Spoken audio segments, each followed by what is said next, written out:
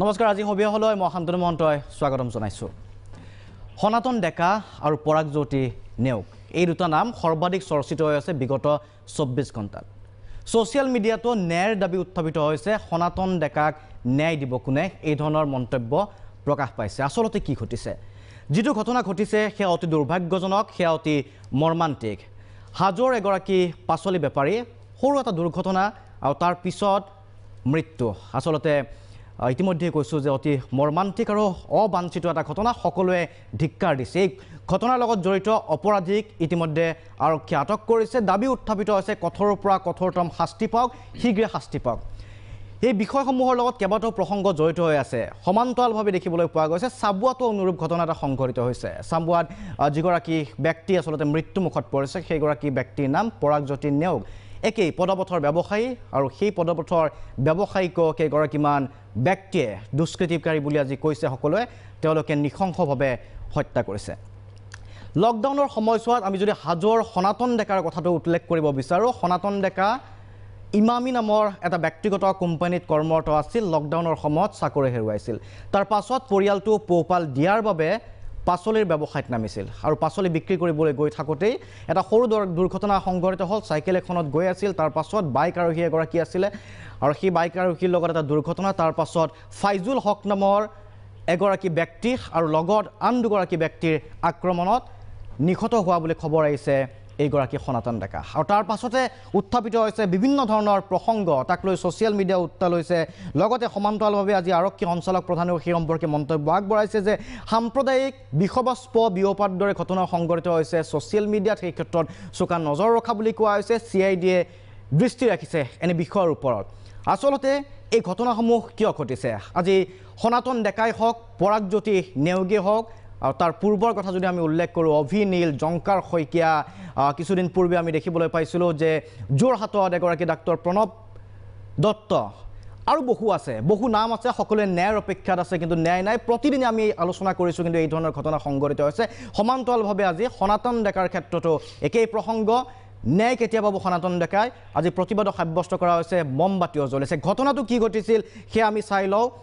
সেয়া আমি জানি লওঁ আৰু তাৰ পিছত আমি আলোচনা কৰিম প্ৰথমে মই যাব বিচাৰিছোঁ সতীৰ্থ সাংবাদিক সমৰজ্যোতি শৰ্মা হাজোত উপস্থিত আছে সমৰজ্যোতি শৰ্মাৰ ওচৰলৈকে আহিব বিচাৰিছোঁ সমৰ হাজোত আপুনি উপস্থিত আছে দিনজোৰা অনুসন্ধান আমি চলাই আছোঁ প্ৰাগ নিউজে যিহেতু ঘটনাটো সংঘটিত হৈছে অতি নিশংস কাণ্ড লকডাউনৰ সময়ছোৱাত সেইগৰাকী ব্যক্তিয়ে পাচলি বিক্ৰী কৰিবলৈ গৈছিল কিন্তু সেই মুহূৰ্তত আজি যিটো ঘটনা সংঘটিত হৈছে অতি অনাকাংক্ষিত ইতিমধ্যে কোৱা হৈছে 2 লাখ টকাৰ ক্ষতিপূৰণ দিব মুখ্যমন্ত্ৰীগৰাকীয়ে ঘটনাৰ লগত জড়িত 3 গৰাকীক গ্ৰেপ্তাৰ কৰা হৈছে ন্যায় দাবী কিন্তু উঠিছে আসলতে সত্যটো কি আপুনি তাত গৈ কি পালে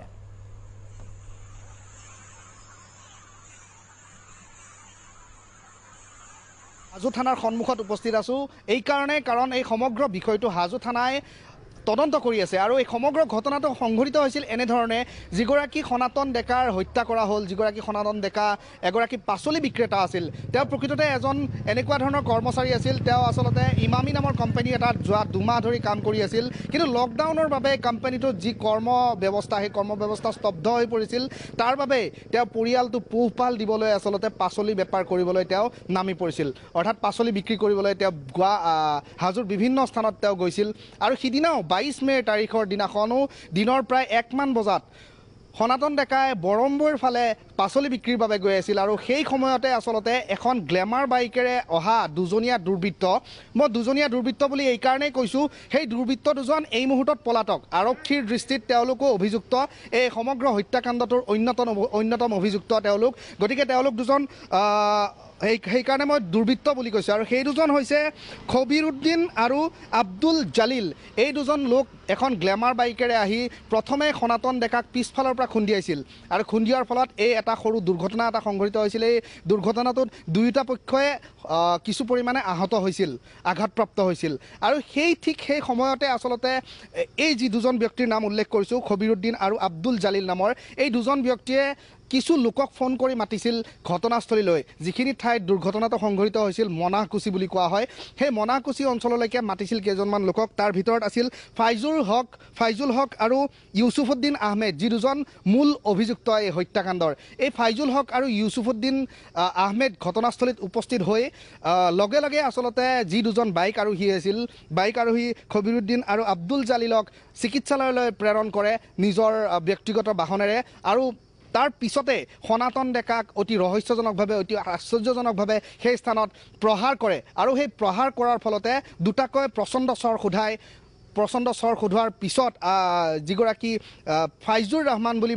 ফাইজুৰ হক বুলি যিগৰাকীৰ নাম কৈছোঁ মূল অভিযুক্ত, ফাইজুৰ হকে প্ৰথমে দুটাকৈ প্ৰচণ্ড চৰ সধায় আৰু তাৰ পিছত ইউছুফুদ্দিন আহমেদ নামৰ আন এজন লোক আছিল সেই স্থানত। সেই লোকজনে গতিয়াই দিয়ে, সনাতন ডেকাক গতিয়াই দিয়ে। আৰু গতিয়াই দিয়াৰ পিছত সনাতন ডেকা সেই স্থানতে ঢলি পৰে আৰু ঢলি পৰাৰ পিছতে সনাতন ডেকা অচেতন হৈ যায়। সেই সময়খিনিত আচলতে একাংশ লোক সেই স্থানত জমা হৈছিল আৰু জমা হৈ তাৰ স্থানীয় লোকসকলে জোৰ কৰি আচলতে সনাতন ডেকাক চিকিৎসালয়লৈ প্ৰেৰণ কৰিবৰ কাৰণে দাবী জনাইছিল, যদিও সেই স্থানৰ পৰা পলায়ন কৰে মূল অভিযুক্ত যিজন ফাইজুৰ হক আৰু ইউছুফুদ্দিন আহমেদ। পলায়ন কৰাৰ পিছত আচলতে স্থানীয় লোকসকলে প্ৰথমে 108 মৃত্যুঞ্জয় সেৱা যোগে সনাতন ডেকাক লৈ যায় আমিনগাঁৱৰ যিখন GNRC হাস্পতাল আছে সেই GNRC হাস্পতালত। আৰু 22 তাৰিখে নিশাটো GNRCতে চিকিৎসাধীন অৱস্থাত থাকে সনাতন ডেকা। আৰু 23 তাৰিখে তুলাৰাম বাখনা অসামৰিক চিকিৎসালয়লৈ স্থানান্তৰ কৰে সেইগৰাকী ব্যক্তিক। আৰু স্থানান্তৰ কৰাৰ পিছত 23 তাৰিখে দিনত তেওঁৰ মৃত্যু হোৱা বুলি চিকিৎসকে জনায়। আৰু তাৰ পিছতে আচলতে সকলোতে প্ৰতিবাদৰ জোৱাৰ উঠিছিল, কাৰণ এগৰাকী পাচলি বিক্ৰেতাক আচলতে যিধৰণে প্ৰহাৰ কৰিলে, সেই প্ৰহাৰ সঞ্চালক প্ৰধানগৰাকীয়েও কি মন্তব্য দেখুৱাইছিল মই দেখুৱাম ৰাইজক, কিন্তু আৰক্ষী সঞ্চালক প্ৰধান ডাঙৰীয়াই কৈছে যে তাৰ ভিতৰত এগৰাকী ব্যক্তিয়ে এই যিগৰাকী সনাতন ডেকাক চিকিৎসালয় লৈ যোৱাৰ ক্ষেত্ৰত উদ্যোগ লৈছিল। কথাটো কিমান দূৰ সঁচা? যিসকলে আক্ৰমণ কৰিছিল সেই আক্ৰমণকাৰীসকলে আক্ৰমণ কৰাৰ পাছত সেই ঘটনাস্থলীৰ পৰা পলায়ন কৰিছিল, ৰৈ আছিল নে যিসকল আক্ৰমণকাৰী সেই আক্ৰমণকাৰীসকলে সনাতন ডেকা আৰু বাইকখনৰ যি আত্মীয় এই দুয়োগৰাকী ব্যক্তিকে চিকিৎসালয়লৈ লৈ যোৱাৰ বাবে উদ্যোগ লৈছিল? হয়, নিশ্চিতভাৱে আমি যিমানখিনি গম পাইছোঁ তাৰ ভিতৰতে এগৰাকী লোক আছে। সেইগৰাকী লোকৰ নামো কওঁ, তেওঁ তদন্তৰ আওতালৈ আহিব। সেই লোকগৰাকী তাত উপস্থিত হৈছিল যদিও তেওঁ সনাতন ডেকাক চিকিৎসালয়লৈ নিয়াৰ বাবে আচলতে উদ্যোগ হাতত লৈছিল। গতিকে তেওঁক এই মুহূৰ্তত গ্ৰেপ্তাৰ নকৰে বুলি আমি গম পাইছোঁ। তেওঁ যিহেতু সনাতন ডেকাক চিকিৎসালয়লৈ প্ৰেৰণ কৰাৰ বাবে উদ্যোগ হাতত লৈছিল, গতিকে তেওঁক কিন্তু তদন্তৰ বাবে আৰক্ষীয়ে সোধপোছৰ বাবে থানালৈ আনিব। হয়তো তেওঁৰ সাক্ষী বা তেওঁৰ যি ভাষ্য, সেই ভাষ্য হয়তো লিপিবদ্ধ কৰিব পৰৱৰ্তী সময়ত। কিন্তু এটা কথা ক'ব লাগিব যে যি দুজনৰ নাম মই ইতিমধ্যে উল্লেখ কৰিছোঁ, সেই দুজন ইতিমধ্যে পলাতক। আৰু ফাইজুল হক আৰু ইউছুফুদ্দিনক ইতিমধ্যে গ্ৰেপ্তাৰ কৰিছে আৰক্ষীয়ে। আৰু গ্ৰেপ্তাৰ কৰি তেওঁলোকৰ বিভিন্ন ধৰণে আচলতে জেৰা চলাইছে। তেওঁলোকে কিহৰ বাবে আচলতে প্ৰহাৰ কৰিছিল সনাতন ডেকাক তাৰ বিষয়ে তেওঁলোকৰ পৰা জানিবৰ কাৰণে ইতিমধ্যে জেৰা চলাইছে। আৰু শীৰ্ষ যিসকল আৰক্ষী বিষয়া, বিশেষকৈ কামৰূপৰ আৰক্ষী অধীক্ষক পাৰ্থসাৰথী মহন্তকে ধৰি যিকেইগৰাকী শীৰ্ষ বিষয়া আছে, সেই সকলো কেইগৰাকী শীৰ্ষ বিষয়াই আহি হাজো থানাত গ্ৰেপ্তাৰ হোৱা দুয়োজনকে জেৰা চলাইছে আৰু তেওঁলোকৰ পৰা জানিবলৈ চেষ্টা কৰিছে যে কিহৰ বাবে আচলতে এই সমগ্ৰ ঘটনাটো সংঘটিত কৰিলে আৰু বা কিহৰ কাৰণে সনাতন ডেকাক এগৰাকী পাচলি বিক্ৰেতা দুৰ্ঘটনাত আঘাতপ্ৰাপ্ত হোৱাৰ পিছতো তেওঁক কিহৰ বাবে আচলতে প্ৰহাৰ কৰা হ'ল। ধন্যবাদ। মই আহিম পুনৰ আপোনাৰ ওচৰত আহিম। আনুষংগিক কেতবোৰ প্ৰসংগ জড়িত হৈ আছে আহিম, কিন্তু আপুনি সদ্যহতে এই তথ্যখিনি দিলে আচলতে কি ধৰণে আক্ৰমণ কৰা হৈছিল। আপুনি ঘটনাস্থলীৰ পৰা গৈ আপুনি যিটো তথ্য লাভ কৰিছে, যি আপুনি শুনিছে দেখিছে, সেই তাৰ ওপৰত ভিত্তি কৰি আপুনি কথাখিনি কৈছে। মই পৰৱৰ্তী সময়ত আহিম আপোনাৰ ওচৰলৈকে।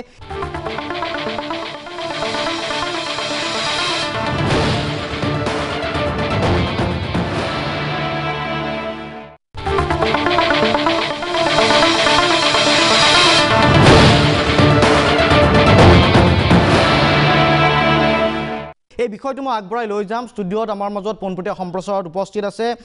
এগৰাকী আজিৰ তাৰিখ যুৱ প্ৰতিনিধি দেৰাজুদ্দিন আহমেদ উপস্থিত আছে। দেৰাজক স্বাগতম জনাইছোঁ। অধিবক্তা মানস শৰণীয়া উপস্থিত আছে, স্বাগতম জনাইছোঁ। চাহ জনগোষ্ঠীৰ প্ৰতিনিধি হিচাপে লগতে কংগ্ৰেছ বিধায়ক ৰূপজ্যোতি কুৰ্মী ডাঙৰীয়া উপস্থিত আছে, আমি স্বাগতম জনাইছোঁ কুৰ্মী ডাঙৰীয়াকো। যদিও আজি আমাৰ এই আলোচনাটো আচলতে কোনো ৰাজনৈতিক আলোচনা নহয়, বহু আমি তথ্য বা বহু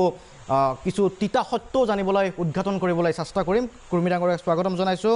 সমৰজ্যোতি শৰ্মা ইতিমধ্যে আছিলে আমাৰ লগত। চাবুৱাৰ পৰা সাংবাদিক জ্যোতিকা ফুকন আছে আমাৰ লগত। মই জ্যোতিকাকো স্বাগতম জনাইছোঁ। হাজোত আছিলে এই ঘটনাটো, এই সম্পৰ্কে আমি কথা পাতিম। এইবাৰ চাবুৱাত কি ঘটিছিল? আচলতে দুটা দিনত দুটাকৈ ঘটনা, যি দুটা ঘটনা এতিয়া তোলপাৰ লগাই আছে চাৰিওফালে, ছ'চিয়েল মিডিয়াতো ব্যাপক চৰ্চা। যিধৰণে আমি সনাতন ডেকাৰ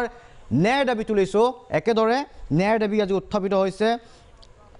এগৰাকী ব্যক্তি যাৰ নাম পৰাগজ্যোতি নেওগ। মই জ্যোতিকাৰ ওচৰলৈকে আহিব বিচাৰিছোঁ চাবুৱাত। জ্যোতিকা, আপোনাৰ ওচৰলৈকে আহিছোঁ। আচলতে চাবুৱাত কি ঘটিছিল জানিব পৰা মতে পদপথৰ ব্যৱসায়ী আছিল,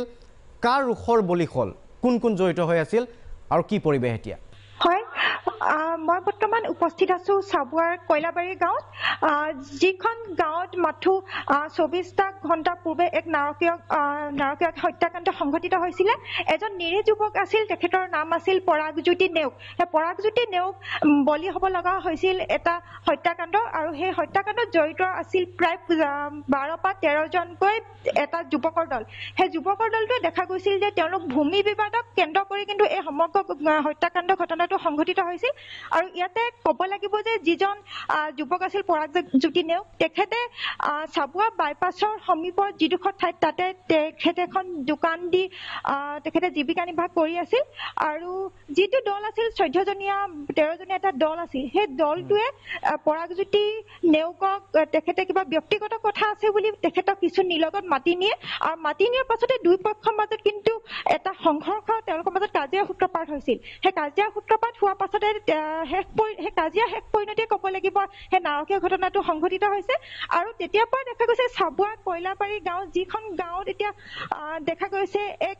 চেপা উত্তেজনা বিৰাজ কৰিছে। এই মুহূৰ্ততো গাঁওখনত কিন্তু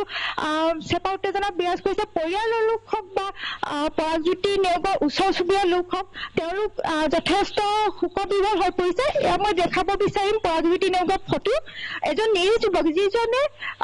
তেখেতে ব্যৱসায় কৰি এখন সাধাৰণ দোকান দি তেখেতে জীৱন নিৰ্বাহ কৰি আছিল। কিন্তু দুখৰ বিষয় যে এটা যুৱকৰ দলে, উদণ্ড যুৱকৰ দল বুলি ক'ব লাগিব, তেওঁলোকে তেখেতক হত্যা হিচাপে লক্ষ্য কৰি ল'লে আৰু হত্যাকাণ্ড বলি হ'ব লগা হ'ল। আৰু মই এই বিষয়ত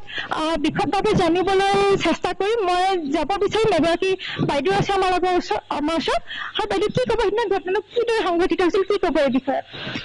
প্ৰথম কথা হ'ল, ঘটনাটো যেতিয়া নিশাৰ সময়ত ঘটনাটো সংঘটিত হ'ল, তেতিয়াতো আমি গাঁওবাসী, আমি ধৰি লওক ওচৰৰ গাঁৱৰ মানুহ, গতিকে আমি সেইখিনি কথা গম নাপাওঁ। ইতিমধ্যে আমি ৰাতিপুৱা 5:30মান বজাত গম পাইছোঁ যে এনেকুৱা ধৰণৰ কাজিয়া কয়লাবাৰী গাঁৱত মানে এনেকুৱা দুটা 10-12জনীয়া এটা দলে এজন আমাৰ মানে যুৱকক মানে হত্যা কৰিলে। সেই কথাটো আমি প্ৰায় মানে ৰাতিপুৱা 5:30 বজাত গম পাইছোঁ। গম পোৱাৰ পিছতে কথাটো মানে গোটেই আমাৰ গাঁওবাসী ৰাইজে গোটেইখিনি ওলাই আহি কি কাৰণে সংঘটিত হ'ল, কেনেধৰণে হ'ল ঘটনাটো, গোটেইখিনি কথা মানে তেতিয়া আমি ৰাইজে সকলোৱে গম পাইছোঁ যে তেওঁলোকে মানে সেই ল'ৰাজন, যিজন পৰাগজ্যোতি নেওগ, তেখেতক হত্যা কৰা হ'ল। তেখেতে আমাৰ যিটো আমাৰ বাইপাছ এতিয়া গৈছে, সেই বাইপাছত মানে তেখেতে দোকান দিবলৈ এডোখৰ জেগা লৈছিলে। সেই দোকানৰ জেগাডোখৰ মানে তেওঁলোকৰ যিখিনি মানে অপজিট পাৰ্টীয়ে তেওঁলোকে যি হত্যা কৰিলে, তেওঁলোকে মানে তেওঁক সেই জেগাডোখৰ দোকান দিব নালাগে বুলি তেওঁলোকৰ মাজত কিবা এটা কাজিয়া পেচাল হৈছিলে, কিবা হয়। সেই সংক্ৰান্ততে মানে তেওঁলোকে পৰিকল্পিতভাৱে এনেকুৱা লকডাউনৰ সময়ত তেখেতক মানে তেওঁলোকে পৰিকল্পিতভাৱে তেওঁক ফোন কৰি কিবা এনেকে, এতিয়া আমি যিখিনি কথা শুনিছোঁ, ধৰি লওক যে কিমান দূৰ হয়তো আমিতো এতিয়া শুনা কথা, গতিকে তেওঁ মানে কি কৰিলে যে তেখেতলোকে বোলে তেওঁক মানে ফোন কৰি মাতিলে যে এনেকে আমি কথাখিনি আলোচনা কৰিম আহা বুলি। তেনেকে ধৰণে কথাখিনি মতাৰ পিছত মানে তেওঁলোকে গোটেইখিনি সাজু হৈ আছিলে নেকি, তেনেকে থাকি মানে তেওঁক এনেকে খেদি মানে একদম নৃশংসভাৱে তেওঁক। এতিয়া দেখা গৈছে যে সমগ্ৰ ঘটনা সংঘটিত হোৱাৰ পাছত আৰক্ষীয়ে ব্যৱস্থা লৈছে, তেখেতলোকে যথেষ্ট ব্যৱস্থা লৈছে। ইতিমধ্যে 13জন ব্যক্তিক আটকো কৰিছে, গ্ৰেপ্তাৰ কৰিছে। হয় জ্যোতিকা, মই আহিম আপোনাৰ ওচৰলৈকে। জ্যোতিকা, আহিম দুটাকৈ নৃশংস ঘটনা ইতিমধ্যে কৈছে। জ্যোতিকাই কৈছে কিদৰে খেদি নৃশংসভাৱে হত্যা কৰা হ'ল পৰাগজ্যোতি নেওগক, আৰু সমান্তৰালভাৱে আচলতে সৰু এটা দুৰ্ঘটনাৰ বাবে প্ৰাণ হেৰুৱাব লগা হ'ল সনাতন দাসে। প্ৰশ্ন উত্থাপিত হৈছে ন্যায় পাবনে নাপায়। ন্যায়ৰ প্ৰসংগ যেতিয়া আহিম, তাৰ পাছত সমান্তৰালভাৱে কিন্তু আমি কেইটামান প্ৰশ্ন উত্থাপন কৰিম। আজিৰ তাৰিখত বাস্তৱৰ মুখামুখি হ'ব লাগিব। সেই প্ৰশ্নসমূহ আমি কোনো সাম্প্ৰদায়িক ৰূপ দিবলৈ বিচৰা নাই, কিন্তু বাস্তৱত যিসমূহ প্ৰশ্ন চলিছে সেই প্ৰশ্নসমূহ আমি এৰাই চলিলে নহ'ব, আমি মুখামুখি হ'ব লাগিব। কিন্তু ন্যায়ৰ প্ৰসংগটো যিহেতু আহিছে, অধিবক্তা মানস শৰণীয়া ডাঙৰীয়াৰ ওচৰলৈকে আহিব বিচাৰিম। কি ধৰণৰ শাস্তি পাব পাৰে, সঁচাকৈ ন্যায় পাবনে সনাতন ডেকাৰ হত্যাকাণ্ডই? ছেকশ্যনকেইটা চাগে গম পালে আপোনাৰ সুবিধা হ'ব। মই আৰক্ষী সঞ্চালক প্ৰধানৰ মন্তব্যটো শুনাই ল'ব বিচাৰিম। আজি আৰক্ষী সঞ্চালক প্ৰধান ডাঙৰীয়াই কি ক'লে? 20 নাম্বাৰৰ কেছটো ইতিমধ্যে ৰুজু হৈছে আৰু 120 ধাৰা 120B 147 148 আৰু 302 ভাৰতীয় দণ্ডবিধি আইনৰ অনুসৰি এটা কেছ ৰেজিষ্টাৰ কৰা হৈছে আৰু তাত অভিযুক্ত 12জনক পুলিচে অতি শীঘ্ৰে গ্ৰেপ্তাৰ কৰিবলৈ সক্ষম হয়। এই ক্ষেত্ৰত মাননীয় অসমৰ মুখ্যমন্ত্ৰীয়ে নিজেই এই অপৰাধীকেইজনক কৰায়ত্ব কৰাত যথেষ্ট উদ্যোগ গ্ৰহণ কৰিছিলে আৰু আটাইকেইজন অভিযুক্ত ব্যক্তিক অতি শীঘ্ৰে পুলিচে গ্ৰেপ্তাৰ কৰিবলৈ সক্ষম হৈছিলে। তেনেকুৱা এটা ঘটনা হাজোতো হৈছিলে যোৱা 22 তাৰিখে আবেলি 12:30মান বজাত এটা দুৰ্ঘটনাক কেন্দ্ৰ কৰি দুটা সম্প্ৰদায়ৰ মাজৰ এজন ব্যক্তি বিশেষভাৱে গুৰুতৰভাৱে আঘাতপ্ৰাপ্ত হয় আৰু পিছদিনা 23 তাৰিখৰ দিনা তেখেতে মৃত্যুবৰণ কৰে। ইতিমধ্যে এই সংক্ৰান্তত হাজো পুলিচে কেছ ৰেজিষ্টাৰ কৰিছে 480/20 আণ্ডাৰ ছেকশ্যন 120B আৰু 302 ভাৰতীয় দণ্ডবিধি আইনৰ অনুসৰি এটা কেছ ৰেজিষ্টাৰ কৰিছে আৰু তাত অভিযুক্ত দুজন ব্যক্তিক ফাইজুল হক এলায়েছ ডালি আৰু ইউছুফুদ্দিন আহমেদ এই দুজনক পুলিচে আজিৰ পুৱা কৰায়ত্ব কৰিবলৈ সক্ষম হয় আৰু তাত 3জন অভিযুক্ত FIR অভিযুক্ত ব্যক্তি আছে। তাৰে এজন ব্যক্তিয়ে কিন্তু ইজন ব্যক্তিক উদ্ধাৰ কৰি পেলাই হস্পিটেলাইজ কৰোঁতে অকণমান উদ্যোগ লোৱা খবৰ আমি পাইছোঁ। বাকী দুজন ব্যক্তিক বিশেষকৈ কেউজন অভিযুক্ত ব্যক্তিক আমি কৰায়ত্ব কৰিবৰ কাৰণে যত্নপৰ হৈ আছোঁ আৰু এই ক্ষেত্ৰত পুলিচে যথেষ্ট অগ্ৰণী ভূমিকা পালন কৰিছে। এয়া আছিল আৰক্ষী সঞ্চালক প্ৰধানৰ মন্তব্য। মানস শৰণীয়া ডাঙৰীয়া আপোনাৰ ওচৰলৈকে আহিছোঁ। আজি ৰাইজৰ মাজত সেইটোৱে প্ৰশ্ন, ডাঙৰ প্ৰশ্নটো হ'ল দোষীয়ে শাস্তি পাবনে, ন্যায় পাবনে? গ্ৰেপ্তাৰ হ'ল, কিন্তু গ্ৰেপ্তাৰ হোৱাৰ পাছতো বহুতে লিখিছে, যেতিয়া আমি এই সম্পৰ্কে আমি এই আলোচনা কৰিম বুলি আমি যেতিয়া প্ৰমোটো এৰিছিলোঁ তাৰ পিছত বহুতে লিখিছিল যে আচলতে অভিনীলৰ পৰা আৰম্ভ কৰি জংকাৰ শইকীয়া বিভিন্ন উদাহৰণ আছে। তাৰ পাছত আজি পুনৰ সনাতন ডেকাৰ প্ৰসংগটো উত্থাপিত হৈছে, পৰাগজ্যোতি নেওগৰ প্ৰসংগ উত্থাপন হৈছে। ছেকশ্যন লগাইছে ঠিকে, ধাৰা আছে, আৰক্ষীয়ে গ্ৰেপ্তাৰ কৰিছে, কিন্তু ন্যায় পাবনে বা কি শাস্তি হ'ব পাৰে, কি কয় আপুনি? ন্যায়টো পাব লাগিব, ন্যায় নাপাব বুলি ক'ব নোৱাৰি। আৰু আপোনালোকে জানে যে আজি কিছু বছৰৰ পৰা ট্ৰেইন এটা চলি আছে আৰু আপুনি উল্লেখ কৰা অভিজিৎ নীল বা শংকাৰ শইকীয়াৰ কেছৰ ডিফেন্স লয়াৰ ময়েই আৰু বিশেষকৈ কেনেধৰণে মানে এই দুটা ঘটনা ঘটিছিল তাৰ লগত যে এনেকৈ তুলনা কৰা হয়, দেখা যায় যে মানুহৰ আচলতে ধৈৰ্যৰ সীমা নোহোৱাৰ নিচিনা হৈ যায় কেতিয়াবা। কিন্তু কথাটো এতিয়া আমাৰ সঞ্চালক ডাঙৰীয়াই কৈছে, আৰক্ষী সঞ্চালক ডাঙৰীয়াই, যে তেওঁৰ 302 ধাৰাটো আছে, লগতে 120টো আছে, অৰ্থাৎ ক্ৰিমিনেল কনস্পিৰেচি আৰু মাৰ্ডাৰ। গতিকে মাৰ্ডাৰটো হৈয়ে মানুহ মৰিছে যেতিয়া। কিন্তু কথাটো হ'ল কি, এই যিজন এই হাজোৰ কেছটোৰ কথা যিজন থাৰ্ড এজন ব্যক্তি আছে, তেওঁক এৰেষ্ট কৰা, তেওঁ ঘটনাৰ লগত জড়িত আৰু তেওঁক কোৱা মতে এৰেষ্ট কৰাৰ সম্ভাৱনা নাই। কিন্তু কেতিয়াবা দেখা যায় যে কেতিয়াবা এনেকুৱা ধৰণৰ ঘটনাত বিশেষকৈ সাক্ষী প্ৰমাণটো যথেষ্ট নাথাকে। নাথাকাৰ ফলত যথেষ্টভাৱে মানে কোৰ্টক বা প্ৰচিকিউশ্যনৰ ফালৰ পৰা তেওঁলোকৰ বিৰুদ্ধে অৰ্থাৎ মানে পানিছমেণ্ট দিব পৰাকৈ মানে উপস্থাপন কৰাটো খুব কঠিন হয়। মোবাইলত ৰেকৰ্ডিং কৰা দেখা পোৱা যায় আজিকালি। সেই কথাটো মই সাধাৰণ দৃষ্টিৰে আলোকপাত কৰি সুধিব বিচাৰিছোঁ যে মোবাইলত ৰেকৰ্ডিং থাকে, তাৰ পাছতো কিয় সাক্ষী প্ৰমাণৰ অভাৱ হয়? নহয়, আপুনি মোবাইল ৰেকৰ্ডিং চাওক, এটা মোবাইলত যদি আপুনি কিবা এটা ঘটনা ৰেকৰ্ড কৰে, ন' ডাউট আৰু এইটোও জানে যে সেই মোবাইলৰ ৰেকৰ্ডিংটো ক্লোনিং কৰিব পাৰে বিভিন্ন ধৰণে অন্য ধৰণে সজাই বেলেগৰ ঠাইত বেলেগক এইটো কৰিব পাৰে এতিয়া এই মোবাইলৰ ৰেকৰ্ডিংটো অথেণ্টিচিটিৰ ওপৰত নিৰ্ভৰ কৰে যদি এইটো মোবাইলৰ ৰেকৰ্ডিংটো যদি অথেণ্টিক হয় তেতিয়া আমাৰ এভিডেন্স এখন ৰিসেন্টলি নহয় কেইবা বছৰ হ'ল এখন এমেন্ড কৰিছে আৰু এই এমেন্ডমেন্ট মতে এভিডেন্সখন এমেন্ডমেন্ট কৰিছে যে এনেকুৱা ধৰণৰ সাক্ষী যদি অথেণ্টিক বুলি প্ৰমাণ হয় সেইবিলাকক গ্ৰহণযোগ্য আৰু তাৰ ভিত্তিতো মানুহক পানিশমেন্ট দিব পাৰে আপুনি জানে যে আফজল গুৰুৰ ফাঁচি হৈছে আফজল গুৰু আপোনালোকে জানে যে পাৰ্লিমেণ্টত বম দিয়ে তাত অকল এটা ফোন টেপিঙৰ ওপৰত তেওঁৰ ফাঁচিটো হৈছে অৰ্থাৎ তেওঁ চিটি বাছত গৈ আছিল মোবাইলটো তেওঁ এটা ইশাৰা দিছিল সেইটো প্ৰুভ হৈছে this is his voice test হৈছে মোবাইলটো তেওঁৰ কিন্তু কেতিয়াবা দেখা যায় যে মই আমাৰ পুলিচক বা ইনভেষ্টিগেশ্যন অফিচাৰক দোষ দিব তেওঁলোকে কেতিয়াবা ইনভেষ্টিগেশ্যনটো প্ৰপাৰভাৱে নকৰাৰ ফলত কেতিয়াবা যথেষ্ট দেখা যায় যে দোষী ব্যক্তিয়ে হাৰি যায় এই কেছটোত এতিয়া সনাতন ডেকাৰ কেছটোত মেক্সিমাম পানিশমেণ্ট কি হ'ব নাই সনাতন ডেকাৰ কেছটোত মেক্সিমাম পানিশমেণ্টটো লাইফে হ'ব যাৱজ্জীৱন কাৰাদণ্ড হ'বই কাৰণ কাৰাদণ্ড হোৱাৰ কিয় স্কোপ আছে এইটো ধৰক আপোনাৰ যদি প্ৰভোকেশ্যন থাকিলেহেঁতেন এতিয়া ধৰক যদি মই কথাটো গম পাইছোঁ তেওঁ খোজকাঢ়ি আহিছিলে তেওঁলোকে মটৰচাইকেলেৰে গৈ আছিলে চাইকেলেৰে আহিছিলে তেওঁ খুন্দা লাগিলে গতিকে তেতিয়া তাত এই এক্সিডেণ্টৰ কোনে কিমান ইঞ্জুৰি হ'ল যদি কোনো ধৰণৰ একো নাই এনেই তই কিয় খুন্দালি বুলি ধূপ ধাপ মাৰিছে তাৰ পৰা যদি প্ৰভোকেশ্যন নহয় যদি এই ডেকাই সনাতন ডেকাই মৃত মানুহ যদি এওঁলোকক আগতে আক্ৰমণ কৰি কিছু ইঞ্জুৰি কৰিলেহেঁতেন তেতিয়া এটা চেল্ফ ডিফেন্সত তেওঁলোকে ইমানখিনি এক্সটেণ্টলৈ গ'লেও ইমান মাফ নাপায় পানিশমেণ্টটো কম হ'লেহেঁতেন কিন্তু যদি সনাতন ডেকাৰ ফালৰ পৰা কোনো ধৰণৰ তেনেকুৱা প্ৰভোকেটিভ একো নাছিল তেতিয়া যদি সাক্ষীবাদীয়ে প্ৰমাণ হয় তেতিয়া নিশ্চয়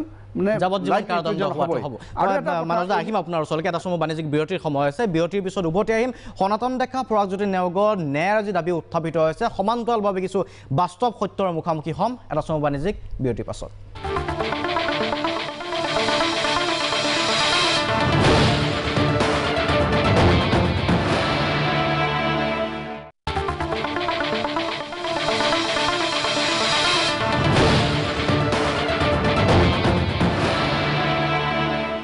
উভতিছো অনুষ্ঠানৰ পৰৱৰ্তী অংশলৈ আমি কথা পাতি আছিলোঁ যে সনাতন ডেকাই ন্যায় পাবনে নাপায় পৰাগজ্যোতি নেওগে ন্যায় পাবনে নাপায় আৰু সমান্তৰালভাৱে কি ধৰণৰ শাস্তি হ'ব পাৰে অধিবক্তা মানস শৰণীয়া ডাঙৰীয়াই ইতিমধ্যে উল্লেখ কৰিছে মই দেৰাজৰ ওচৰলৈকে আহিব বিচাৰিছোঁ বিৰতিৰ পূৰ্বে কৈছিলোঁ যে কিছুমান বাস্তৱ সত্যৰ মুখামুখি হ'ব লাগিব বাস্তৱ প্ৰশ্নৰ মুখামুখি হ'ব লাগিব দেৰাজ ঈদৰ শুভেচ্ছা প্ৰদান কৰিছে আৰু ঈদৰ দিনটোতে আজি এনেকুৱা এটা বিষয় ইয়াতে তোমাক মাতি আনিবলগীয়া হোৱাটো দুৰ্ভাগ্যজনক যিয়ে নহওক মই এইকাৰণেই কৈছোঁ বাস্তৱৰ মুখামুখি হ'ব লাগিব বুলি আজি সনাতন ডেকাৰ লগত যেটো ঘটনা ঘটি গ'ল হত্যাকাৰীৰ নাম যেটো ফাইজুল সমান্তৰাল এই প্ৰশ্নটো উত্থাপিত হৈছে যে আসলতে যথেষ্ট উগ্ৰ নেকি অসহিষ্ণু নেকি হেকল লোক আৰু সমান্তৰালভাৱে এটা কথা তুমি শুনা নে নুশুনা নাজানো এই ধৰণৰ কথা কোৱা হয় যে মুছলিম গাঁও এখনৰ মাজেৰে পাৰ হৈ যায় গাড়ী এখন চলাই যায় বাইক এখন লৈ যায় কয় ঠাইখিনি বেয়া অলপ ভালকৈ বাইকখন চলাবি ভালকৈ গাড়ীখন চলাবি মুৰ্গী এটাও যদি তাত কিবাকে গাড়ীৰ চকাৰ তলত আহে গোটেই মানুহবিলাকে হেঁচা মাৰি ধৰিব বহুত পইচা দিবলগীয়া চলি থকা কিয় এনেকুৱা বিষয়বোৰ আজি কিয় হ'বলৈ পাইছে এনেকুৱা প্ৰশ্নবোৰ মানুহৰ মনত কিয় আহিছে এনেকুৱা সন্দেহ কিয় আহিছে গাঁওবোৰত আচলতে তেনেকুৱা নেকি ছবিখন বা সেই যদি ভয় আহিছে এই ভয় কিয় আহিছে এই শংকা দূৰ কৰিব কোনে মই সেই প্ৰসংগ ৰূপজ্যোতি কুৰ্মীৰ ওচৰলৈকে লৈ যাম আজি বাগানৰ প্ৰসংগটো উত্থাপন কৰিলে যেতিয়া যি ধৰণৰ এতিয়া দেৱেন দত্তৰ হত্যাকাণ্ডৰ সময়তো বহুতে কৈছিল যে আচলতে এই মানুহখিনি যথেষ্ট উগ্ৰ আজি পৰাগজ্যোতি নেওগৰ যিসকল লোক হত্যাকাণ্ডত জড়িত হৈ আছে বাগানৰ শ্ৰমিকো আছে সেইবুলি সেই জাতিটো সামগ্ৰিকভাৱে উগ্ৰ নে তাৰ অন্তৰত কি আছে সেই কথাটো চাগে তুমিও শুনা পাইছা বা শুনিছা যে নাই মুছলিম গাঁও এখনৰ মাজেৰে গ'লে সাৱধানে যাব লাগিব কিয় সাৱধানে যাব লাগে অখান্দনদা প্ৰথমতে কোভিড-19 দুঃসময়ত আজি পবিত্ৰ ঈদৰ দিনা এনেকুৱা এটা বিষয়ত কথা পাতিবলগীয়া হোৱাটো যথেষ্ট দুখৰ কথা আমাৰ সমাজ ব্যৱস্থাৰ এটা ফপোলা স্বৰূপ মানে উন্মোচিত হৈছে প্ৰথমতে মই ক'বলৈ বিচাৰিছোঁ যে সনাতন ডেকা আৰু যি পৰাগজ্যোতি নেওগ তেখেতসকলৰ যি দুগৰাকী দুৰ্ভগীয়া ব্যক্তি তেওঁলোকৰ বিদেহী আত্মাৰ মই শান্তি কামনা কৰিছোঁ দুৰ্ভগীয়া পৰিয়াল দুটালৈকে মই মোৰ সমবেদনা জ্ঞাপন কৰিছোঁ লগতে দোষীৰ কৰায়ত্ব কৰক আৰু তেওঁলোকক যি শাস্তি উচিত শাস্তি একদম যিখিনি শাস্তি দিব লগা সেই শাস্তিখিনি যাতে ন্যায় ব্যৱস্থাটো ক্ষিপ্ৰ হৈ সেই শাস্তিখিনি পায়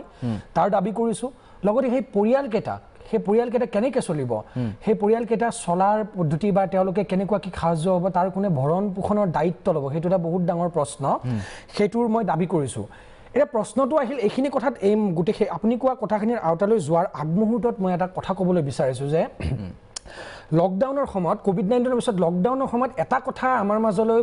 প্ৰশ্ন এটা আমাৰ মাজলৈ এখন সমাজৰ এখন নগ্ন স্বৰূপ এখন আমাৰ মাজত আহিছে যে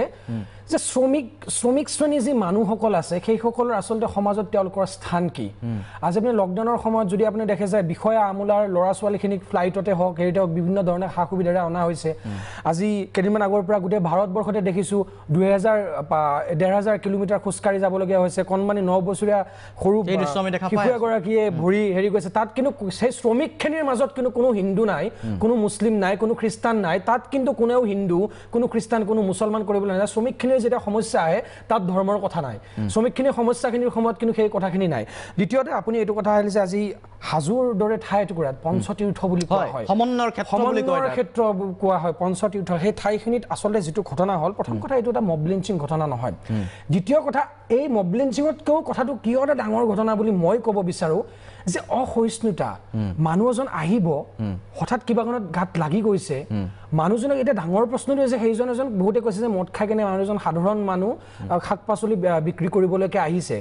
তাত যদি সেইজন মানুহ নাথাকিলে মই থাকিলোহেঁতেন মোক হয়তো মাৰি দিবলৈ সাহস নকৰিলেহেঁতেন সাধাৰণ মানুহ কাৰণে মানে সাধাৰণ মানুহ কাৰণে মানে আমি আইন কি নিজে হাতত তুলি ল'ম আমাক কোনোবা সাধাৰণ মানুহ এজনে খাটি খোৱা মানুহ এজনক কি আমি মানে যেনেকৈ তেনেকৈ মাৰি দিম মৰি যাব হয়তো তেওঁ ভবা নাছিল যে মানুহজন মৰি যাব কিন্তু it was attempt to murder ক'বই লাগিব যে আপোনাৰ কোনোবাই কাইলৈকে এইটো যদি ঘটনাটো হৈ থাকে কাইলৈকে ময়ো ৰাস্তাৰে গৈ থাকিম ময়ো খুন্দিয়াই দিম মই খুন্দিয়াই দিয়াৰ লগে লগে মাৰি দিব তেনেকুৱা কথা নহয় দ্বিতীয়তে মই আৰু এটা ঘটনা মই যিহেতু হাজোৰ এলেকাৰ ওচৰৰে মই নলবাৰী জিলা বৰভাগৰ এজন বাসিন্দা মই এটা কথা ক'ব কেইদিনমান আগতে এনেকুৱা এটা ঘটনা ঘটি গৈছে যে এজন ব্যৱসায়ী যুৱক এজন 21-22 বছৰীয়া যুৱক এজনক আচলতে অন্য এখন গাঁৱৰ একে সম্প্ৰদায়ৰে অন্য এখন গাঁৱৰ মানে তেওঁ মাজেৰে ব্যৱসায় কৰিবলৈ গৈ থাকোঁতে ডকাইতৰ দল টাইপৰ তাত থকা বৰ লোকেল ডন টাইপৰ কিছুমান থাকে আজিকালি সঘনাই আমি দেখিবলৈ পাওঁ তেওঁলোকে পইচা তেওঁৰ পৰাই কাঢ়ি লৈ কেনে তেওঁক মাৰধৰ কৰি পঠাই দিয়ে গতিকে সেই কথাটো ধৰ্ম হয়তো একে থকাই কমিউনেল এটা হেৰি দিবলৈ স্থান নাপালে কিন্তু বহুত কমিউনেল হৈ গ'লহেঁতেন মই আহিছোঁ এতিয়া মোৰ গাঁওখনলৈকে মই থাকোঁ বৰভাগ অঞ্চলৰ বাংনাবাৰী গাঁওখনত 200 ঘৰ মুছলিম 200-250 ঘৰ মুছলিম মানুহ আছে একেবাৰে চুকটোত একেবাৰে চুবুৰীটোৰ একদম চুকত প্ৰায় 20 ঘৰমান দাহ কৈৱৰ্ত আমাৰ ভাই ভনী মানুহখিনি আছে যোৱাকালিহে মোৰ অনুভৱ হৈছে যে তেওঁলোক আচলতে আমাৰ ধৰ্মটো বেলেগ ইমান দিনৰ পৰা সেইটো পিনে তেওঁলোকৰ নামঘৰত দবাশংখ বাজে তেওঁলোকে নাম কীৰ্তন কৰে আমাৰ পিনে আজান বাজে ইমান দিনৰ পৰা একেটা পুখুৰীৰ মাছ আছে ইমান দিনৰ পৰা আমি একেলগে খাই আহিছোঁ কিন্তু তাৰে কিছু 20 কিলোমিটাৰ 15 কিলোমিটাৰ বেসাৰতে যেতিয়া এনেকুৱা এটা ঘটনা ঘটে আৰু সেই ঘটনাটো যেতিয়া নিজৰ ধৰ্মৰ ক্ষেত্ৰত কিছুমান ধৰণৰ সমস্যা সৃষ্টি হয় আমি নিজে মাত দিওঁ তেতিয়া আমিয়ে ৰোখৰ বুলি কওঁ আমাকে ৰোখৰ বুলি ক'লে সঁচা কথাটো কোৱাৰ কাৰণে গতিকে কথাটো এনেকুৱা যে আপুনি বিভিন্ন ধৰণৰ আজি পৰাগজ্যোতি নেওগৰ কথাটোও যদি চায় সেইটো কথা এই সনাতন ডেকাৰ কথাটোক এটা কমিউনেল কৰিবলৈ চেষ্টা কৰিছে বুলি খুদ ডিজিপিয়ে কৈছে কিন্তু কথাটো হ'ল যেতিয়ালৈকে এজন মুছলিম মানুহৰ বিৰুদ্ধে বা মুছলিম মানুহৰ লগত বেয়া ঘটনা এটা ঘটিলে কেৱল মাত্ৰ তেতিয়াহে ইছলামজনে মাত দিব হিন্দু এজনৰ লগত বেয়াটো ঘটিলে কেৱল মাত্ৰ হিন্দুজনে তেতিয়াহে মাত দিব বা খ্ৰীষ্টান এজনৰ লগত বেয়া হ'লেহে খ্ৰীষ্টানজনে মাত দিব তেতিয়া যেতিয়ালৈকে মানুহ এজনৰ কিবা এটা হ'লে মানুহ হিচাপে মাত নিদিয়ে তেতিয়ালৈকে আমি কিন্তু কোনো পক্ষৰ পৰা এইটো আশা কৰিব নোৱাৰোঁ গতিকে আমি হিন্দু মুছলমান খ্ৰীষ্টান বাদ দিয়ক মানুহৰ লগত বেয়া আছে মানুহৰ লগত মাত দিবই লাগিব আপুনি এটা কথা উল্লেখ কৰিছিল মই কথাখিনি ক'বই লাগিব যে গাঁওখনৰ মাজেৰে যাওঁতে মই নিজেও হেৰি হৈছোঁ গতিকে মই সেইটো কথাই ক'বলৈ বিচাৰিছোঁ যে মই যিখন গাঁৱত বাস কৰোঁ সেইখন গাঁৱত আজি একদম স্পষ্টকৈ মই খোলাকৈ কথা এটা ক'ব বিচাৰিছোঁ যে আজি 5 দিন 6 দিন আগতে সেইখন মোৰ গাঁওখনৰে দাস কৈৱৰ্ত চুবুৰীটোৰ তাত 20 ঘৰমান মানুহ আছে আমাৰ ভাই ককাই তেখেতসকলৰ তাৰে এজন খুৰা এজনৰ তেওঁৰ জোৱায়েক এগৰাকীক এই ওচৰৰ এখন গাঁৱৰ দাস নে কিবা উপাধিৰ ওচৰৰ এজন গাঁৱৰে জোৱায়েক এগৰাকীক হস্পিটেলৰ পৰা অনা হ'ল বেলেগ এটা বেমাৰ তেওঁক যথেষ্ট মানে একদম শেষ পৰ্যায় অনা হওঁতে ওচৰৰ গাঁওখনে তেওঁক কিন্তু সোমাব নিদিলে আমি কিন্তু এখন ইছলাম ধৰ্মাৱলম্বী মানুহ বেছি থকা গাঁওখনত আমি কিন্তু সেই জোৱাইকগৰাকীক লৈ তেখেতক কিন্তু আমাৰ গাঁৱত আমি সোমাব দিলোঁ গতিকে মই কোনটো কথা কৈছোঁ যে আপুনি কথাটো কোনো পধ্যে মই কেতিয়াও নাভাবোঁ যে এইটো কিছুমান ধৰ্মীয় ঠেকগণ্ডিৰ কথা আমিতো নিজে মাত মাতি আহিছোঁ যেতিয়াই মই নিজে ইছলামিক সাহিত্য সভা গঠন কৰিবলৈ বিচাৰিছিল নিজে মই অপেনলি মাত মাতিছোঁ এদিনতে ঠকচুত আহিয়ে এদিনতে বন্ধ কৰি দিছোঁ কিন্তু আমি নিজেও ফেচ কৰিছোঁ আৰু সেইটো কেৱল শিক্ষাৰ অভাৱ আৰু জ্ঞানৰ অভাৱ আৰু তাতোকে ডাঙৰ কথা আমিবিলাকেও কিন্তু তেওঁলোকৰ মাজত নিজৰ ধৰ্মৰ আমি যদি আমাৰ ধৰ্মটোৰ মই হিন্দু মোৰ ধৰ্মৰ কাৰোবাৰ এটাত যদি দোষ এটা দেখা পাওঁ সেই দোষটো আঙুলিয়াই যদি মই নিদিওঁ তাক যদি ৰক্ষণাবেক্ষণ দিওঁ তেতিয়া কিন্তু নহয় আৰু সোমাব লাগিব ঠিক কথা কৈছা মই আহিম দাৰাজ তোমাৰ ওচৰলৈকে আহিম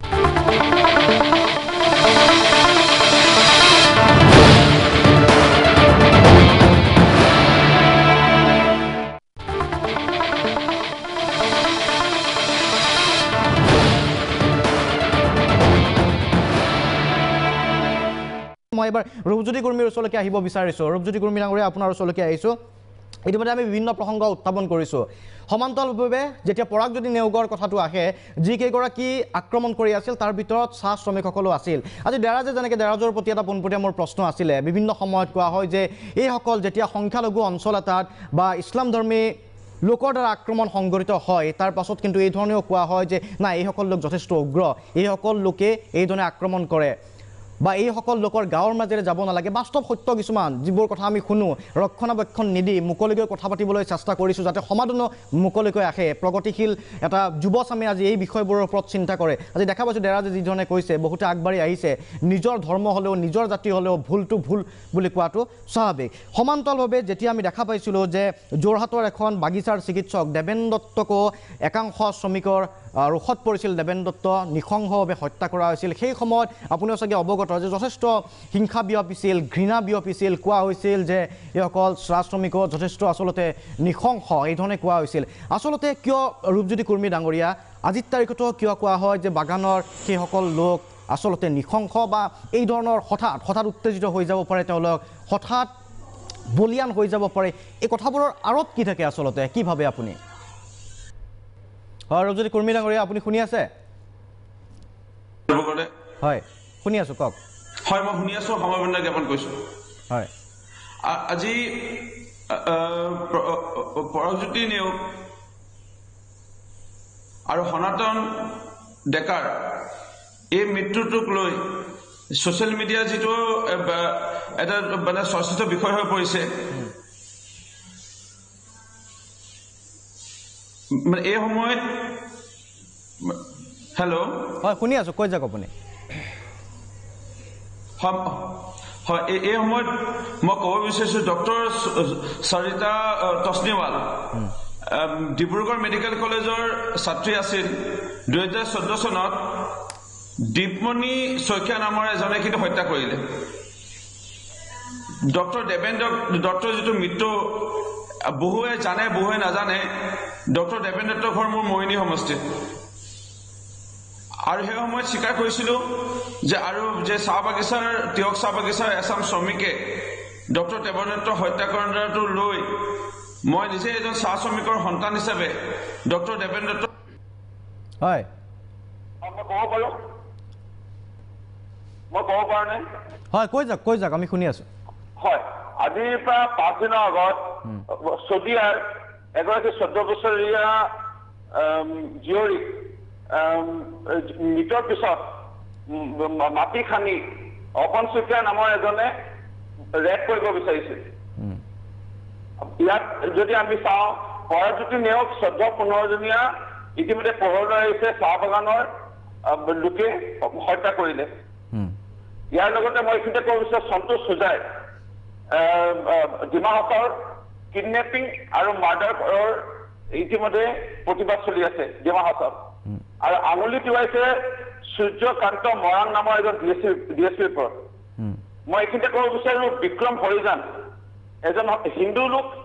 আৰু 5 বছৰীয়া এগৰাকী শিশুক খুজাই আজিৰ পৰা 3 মাহৰ আগত ৰেপ কৰিছিল আৰু মাৰ্ডাৰ কৰিছিল এইখিনিতে ক'ব বিচাৰোঁ সঞ্জয় দাস এজন হিন্দু লোক আজিৰ পৰা 3-4 দিনৰ আগত নিজৰ পত্নী আৰু নিজৰ সন্তানক গুলীয়াই হত্যা কৰিলে SSB ডিব্ৰুগড়ৰ প্ৰাক্তন সৈনিক এতিয়া অভিজিত নীলতৰ কথাটো আমি জানোৱে সকলোৱে কাৰ্বি লোকসকলে মাৰিলে, মানে কেইজনমান কাৰ্বি লোকে বা বড়ো লোকে। এতিয়া নামটিত এটা ঘটনা ঘটিছিলে মব লিঞ্চিঙত। শান্তনু বৰগোহাঁই নামৰ এজন যুৱকক শইকীয়া গগৈ উপাধি কেইজন মানে মিলি পেলাই মাৰিলে। এতিয়া আমি হত্যাকাণ্ডবোৰ ধৰ্ম নাম দিম নেকি? এই হত্যাকাণ্ডবোৰ কোনো এটা জাতি আমি নাম দিব পাৰিম জানো? মই 2007 চনৰ পৰা বিধায়ক হৈ আছো। মই বহু মানুহৰ লগত কথা পাতি পেলাই আলোচনা কৰিছিলো মাজুলীৰ বা ডাইনী হত্যাকাণ্ড, চাহ বাগানৰ কেইটা জেগাত এই মই 15 বছৰৰ মোৰ বিধায়কৰ অভিজ্ঞতাত সেই ডাইনী হত্যাকাণ্ড অঞ্চলৰ মই পৰিভ্ৰমণ কৰি আমি কথা পাতি এটাই অৱগত হৈছো, ক'ৰবাত ধৰ্মৰ পৰা আমি আঁতৰি পৰিছো। হয়তো আমাৰ এই দেউতাক মাকসকলে নিজৰ সন্তানসকলক হয়তো মছজিদলৈ লৈ যোৱা নাই, নামঘৰলৈ লৈ যোৱা নাই, মন্দিৰলৈ গীৰ্জাঘৰলৈ লৈ যোৱা নাই বা লৈ যাবলৈ অলপ এৰি চলিছে। ধৰ্মৰ প্ৰতি আমাৰ চৰ্চা কমি পৰিছে, যাৰ কাৰণে আজি এই ঘটনাবোৰ ঘটি আছে। কিন্তু আমি হিন্দু, মুছলমান, এই খ্ৰীষ্টিয়ান এই নামবোৰ যদি দিওঁ ক'ৰবাত আমাৰ ভাল হোৱা নাই যেন হয়, ক'ৰবাত ভাল হোৱা নাই। ধন্যবাদ। মই আহিম ৰূপজ্যোতি কুৰ্মী ডাঙৰীয়া আপোনাৰ ওচৰলৈকে আহিম। আচলতে ৰূপজ্যোতি কুৰ্মী ডাঙৰীয়া সেই প্ৰসংগ উত্থাপন কৰিছে। অপৰাধ হৈ আছে, বিশেষকৈ লকডাউনৰ সময়ছোৱাতো কি ধৰণৰ অপৰাধ সংঘটিত হৈ আছে সেই সম্পৰ্কে মানস সৰণী ডাঙৰীয়াই ক'ব যে লকডাউনৰ সময়ত অপৰাধ কি ধৰণে বৃদ্ধি হৈছে। সমান্তৰালভাৱে কিন্তু এই প্ৰসংগটো উত্থাপিত হৈছে। আজি সনাতন ডেকাৰ বাবে যি ধৰণে ন্যায়ৰ দাবী উত্থাপিত হৈছে, পৰাগজ্যোতি নেওগৰ বাবেও ন্যায়ৰ দাবী উত্থাপিত হৈছে। আচলতে সকলোখিনি আমি খুলি কথা পাতিবলৈ চেষ্টা কৰিছোঁ। অভিযোগ যি ধৰণে আহিছে, ছ'চিয়েল মিডিয়াৰ ট্ৰেণ্ড বুলি যিটো কয়, যি ধৰণে ট্ৰেণ্ড এটা লৈছে, সেই ট্ৰেণ্ডৰ আঁৰত কি থাকিব পাৰে সেই কথাও আমি বিচাৰ কৰি চাইছোঁ। আৰু সমান্তৰালভাৱে এই কথাটো প্ৰয়োজন আজিৰ তাৰিখত। যদি কিবা মই নিজে ভুল কৰিছোঁ, ভুল বুলি মানি লোৱাটো প্ৰয়োজন। এটা সময় বাণিজ্যিক বিৰতি, উভতি আহিম।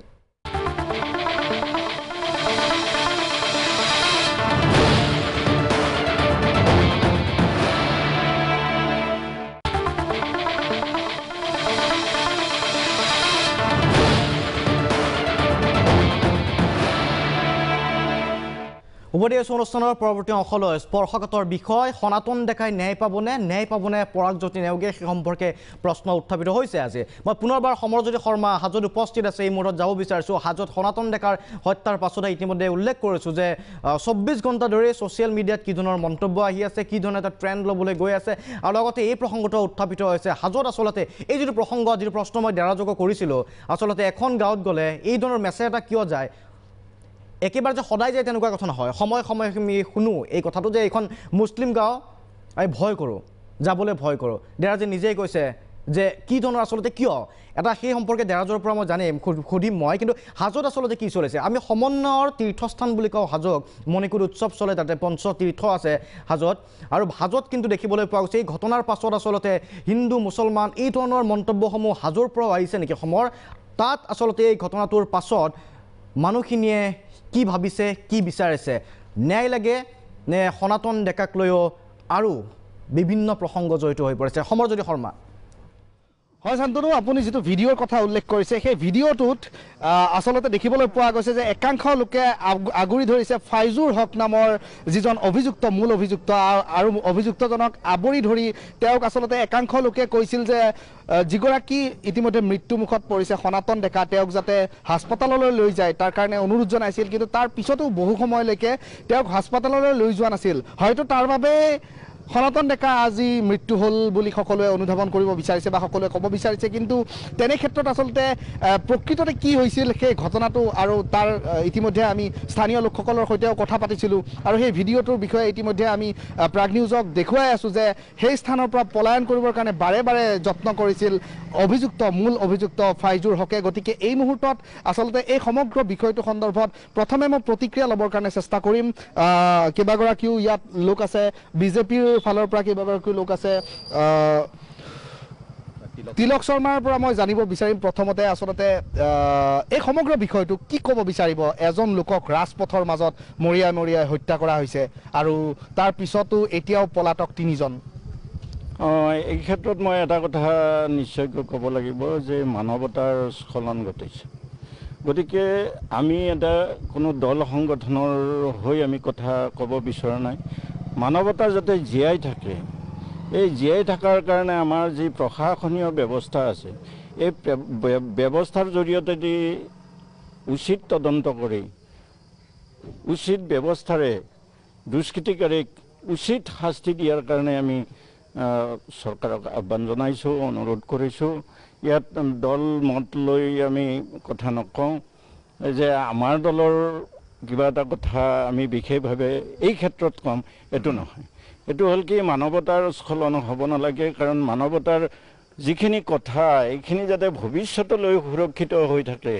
আৰু তাৰ ব্যৱস্থাখিনি কৰিব লাগিব আমাৰ প্ৰশাসনীয় ব্যৱস্থাখিনি। গতিকে তেওঁলোকক আমি অনুৰোধ জনাইছোঁ। আৰু ইতিমধ্যে আমাৰ মাননীয় সাংসদ মঙলদৈ লোকসভা সমষ্টিৰ সাংসদ দিলীপ শইকীয়া আহিছে, আমাৰ মাননীয় ৰাজ্যিক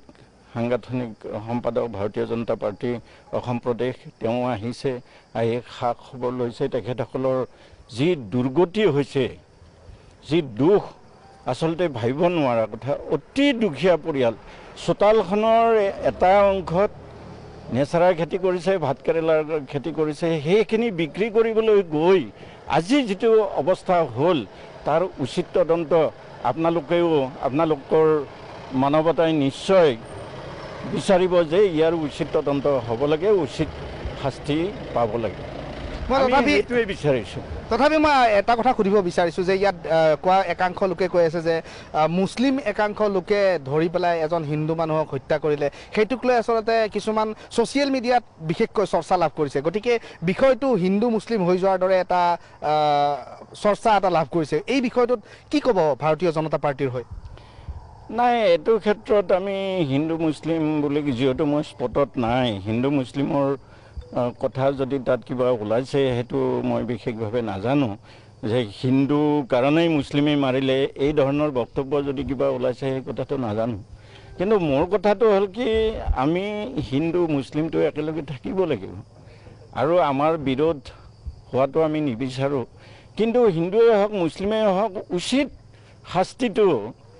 মানে দুষ্কৃতিকাৰী উচিত শাস্তি পাবই লাগিব। সেইটো আমি কোনো কনচিডাৰ কৰাৰ কাৰণে কোনো ব্যৱস্থা আমি নকৰোঁ। সেইকাৰণে বাৰে বাৰে আমি চৰকাৰক আহ্বান জনাইছোঁ। সেই পৰিপ্ৰেক্ষিতত ইতিমধ্যে মাননীয় সাংসদ দিলীপ শইকীয়া ডাঙৰীয়া আৰু মাননীয় ৰাজ্যিক সাংগঠনিক সাধাৰণ সম্পাদক ফণীন্দ্ৰনাথ শৰ্মা ডাঙৰীয়া ইয়াত উপস্থিত হৈ গোটেই ব্যৱস্থাটো তেওঁলোকে ভুল লৈছে আৰু সেই সম্পৰ্কে আমাৰ SP মহোদয় আৰু চক্ৰ বিষয়া আৰু আমাৰ যি পুলিচ অফিচাৰ হাজো ইনচাৰ্জ আছে হাজো থানাৰ, তেখেতসকলৰ লগত বিতংভাৱে আলোচনা কৰিছে আৰু ব্যৱস্থা লোৱাৰ কাৰণে আগ্ৰহ প্ৰকাশ কৰিছে। নিশ্চিতভাৱে আচলতে এইটো নুসুধিবলগীয়া প্ৰশ্ন আছিলে হিন্দু মুছলিমৰ কথাটো, কিন্তু সেয়া আচলতে এইকাৰণে সুধিবলৈ বাধ্য হৈছোঁ যে ছ'চিয়েল মিডিয়াত ইতিমধ্যে DGP ভাস্কৰ জ্যোতি মহন্তই প্ৰকাশ কৰিছে যে ইতিমধ্যে এই সমগ্ৰ তেনেকুৱা ধৰণৰ মন্তব্য দিয়া একাংশৰ বিৰুদ্ধে CIDত গোচৰ ৰুজু হৈছে। সমান্তৰালভাৱে পাৰ্থসাৰথী মহন্ত কামৰূপ জিলাৰ আৰক্ষী অধীক্ষক তেওঁ ইতিমধ্যে জনাইছে যে সমগ্ৰ বিষয়টো সন্দৰ্ভত ছ'চিয়েল মিডিয়াত বিশেষভাৱে তেওঁলোকে নজৰ ৰাখিছে। গতিকে এই সন্দৰ্ভত সেইবাবে আচলতে এই প্ৰশ্নটো সুধিবলগীয়া হৈছে। ঠিক আছে সমৰ ধন্যবাদ জ্ঞাপন কৰিছোঁ। আচলতে যিটো প্ৰসংগ হয়, আচলতে এই ধৰণৰ প্ৰশ্ন সোধাটো আজি কিয় প্ৰয়োজন হৈ পৰিছে, কাৰণ আমি দেখা পাইছোঁ এটা প্লেটফৰ্মত দেশকৈ যদি সেই ধৰণৰ প্ৰশ্নসমূহ উত্থাপিত হৈছে আজি স্পষ্ট কৰিছে। কিন্তু BJPৰ ব্যক্তিগৰাকীয়ে কৈছে যে তাত হিন্দু মুছলমান বুলি কথা নাই, আমি আচলতে অপৰাধীয়ে শাস্তি পোৱাটো বিচাৰোঁ, শাস্তি পাব নে নাপায় সেয়া ডাঙৰ প্ৰসংগ আৰু শাস্তিৰ দাবী সকলোৱে কৰিছে। সেই সম্পৰ্কে আহি মই চমৰৰ ওচৰলৈকে যিধৰণে গৈছিলোঁ, এবাৰ জ্যোতিকাৰ ওচৰলৈকে যাব বিচাৰিছোঁ। চাবুৱাত একে দাবী উত্থাপিত হৈছে, সেইসকল লোকে কৈছে। জ্যোতিকা, আপোনাৰ ওচৰলৈকে আহিছোঁ। এতিয়া সেইসকল লোকে সেই অঞ্চলবাসীয়ে কি দাবী উত্থাপন কৰিছে, তেওঁলোকে কি বিচাৰিছে বা তাত পৰিৱেশটো কি হৈ আছে? হয়, দেখা পোৱা গৈছে বৰ্তমান সময়ত ইয়াত বৰষুণ দিছে, কিন্তু তাৰ পাছতো কিন্তু মনৰ ক্ষোভ দমাব নোৱাৰি এইসকল লোক ওলাই আহিছে, মহিলাসকল ওলাই আহিছে দেখা পোৱা গৈছে। মোৰ ওচৰত এগৰাকী বাইদেউ আছে, মই বাইদেউৰ ওচৰতে যাব বিচাৰিম পোনে পোনে। বাইদেউ, কি ক'ব এই যি ঘটনা সংঘটিত হ'ল, এতিয়া আপোনালোকে কি বিচাৰে যি জঘন্য ঘটনা সংঘটিত হৈ গৈছে? হয়, এই ঘটনাটো অতি নিন্দনীয়, অতি ঘৃণনীয়। মই ইয়াক একেমুখে আমি সকলোৱে গৰিহণা দিওঁ। আজি লকডাউনৰ সময়ত যিটো পৰিস্থিতি দেখা গ'ল ইয়াত সঁচাই মানে মানৱীয়তা লোপ পাইছে। যি ঘৃণনীয় কাণ্ড কৰিলে আমি সঁচাই মানে একেমুখে ধিক্কাৰ দিওঁ আৰু মই চৰকাৰৰ ঘৰত অনুৰোধ জনাওঁ ইয়াৰ যেন উচিত ব্যৱস্থা লয়। আৰু ল'ৰাটো একেবাৰে অৱস্থাহীন ঘৰৰ ল'ৰা, মোৰ সম্বন্ধত দেউৰৰ ল'ৰা। মই অতি মানে মানসিকভাৱে কষ্ট পাইছোঁ। ল'ৰাটোৱে মানে তাৰ সপোন আছিল, সি এখন ফল মূলৰ দোকান, যিটো লগত ল'ৰা আছিল তাৰ নাম লক্ষীধৰ গগৈ তাৰ লগত মানে দুয়ো এখন বাইপাছতে ফল মূলৰ দোকান দিম বুলি কৈছিলে আৰু চাইকেলখন যিহেতু মোৰ ঘৰত কালি সি থৈ গৈছিলে সন্ধিয়া সময়ত গধূলি তাৰপিছতে আহি আৰু সি ঘূৰি নাহিল এই কথাটো আমি শুনি সঁচাই খুব দুখ পাইছোঁ আৰু মানে অনুৰোধ জনাওঁ যেন ভৱিষ্যতে এনেকুৱা কেতিয়াও সম্প্ৰদায়ৰ মাজত যেন এনেকুৱা ভিন্ন ৰকমৰ সৃষ্টি নহয় এনেকুৱা যেন কেতিয়াও খেলা নকৰে এইটো মানে এই দুষ্কৃতিকাৰীক মই মানে ঘৃণা কৰোঁ আৰু দেখা পোৱা গৈছে যে আইনে নিজৰ কাম কৰিছে আইনে নিজৰ কাম অনুসৰি তেওঁলোকে গ্ৰেপ্তাৰ কৰিছে 13জনকৈ ব্যক্তিক গতিকে তেওঁলোকৰ কেনেকুৱা ধৰণৰ আপোনালোকে শাস্তি হোৱাটো বিচাৰে উচিত শাস্তি দিব লাগে আমি তেওঁলোকক নকওঁ তেওঁ প্ৰশাসনে যি ব্যৱস্থা লয় এইটো মানে অতি মানে উন্নত মানৰ হওক এইটোকে আমি কওঁ ঠিক আছে হয় তেওঁলোকে কৈছে যে তেওঁলোকে উচিত হয় বৈছো জ্যোতিকা ধন্যবাদ জ্ঞাপন কৰিছো আচলতে সেই দাবীটোৱে সকলে উত্থাপন কৰিছে যি আচলতে অতি সাধাৰণ আজি সনাতন ডেকা যিধৰণে এটা খুব সাধাৰণ পৰিয়ালৰ পৰা আজি দুখ বেদনাৰ মাজত আছে লকডাউনৰ পাছত চাকৰি হেৰুৱাৰ পাছত সাধাৰণভাৱে নিজৰ পেটৰ ভাতমুঠি মোকলাবলৈ চব্জি বিকিব গৈছিলে পাচলি বিকিব গৈছিলে সেইগৰাকীও এই ধৰণৰ যি নৃশংসতাৰ বলি হ'ল পৰাগজ্যোতি নেওগ কৈছে যে কি ধৰণে আচলতে পদপথৰ দোকান এখন দি জীৱিকা নিৰ্বাহ কৰি আছিল কিন্তু ৰোষৰ বলি হ'ল এই যে অসহিষ্ণুতাটো আমাৰ সহ্য কৰিব পৰা গুণটো নাই এটাৰ পাছত আনটো ঘটনাত সেই বাৰে বাৰে প্ৰমাণিত হৈ আছে বিতংকৈ আলোচনা কৰিম এটা সময় বাণিজ্যিক বিৰতিৰ পাছত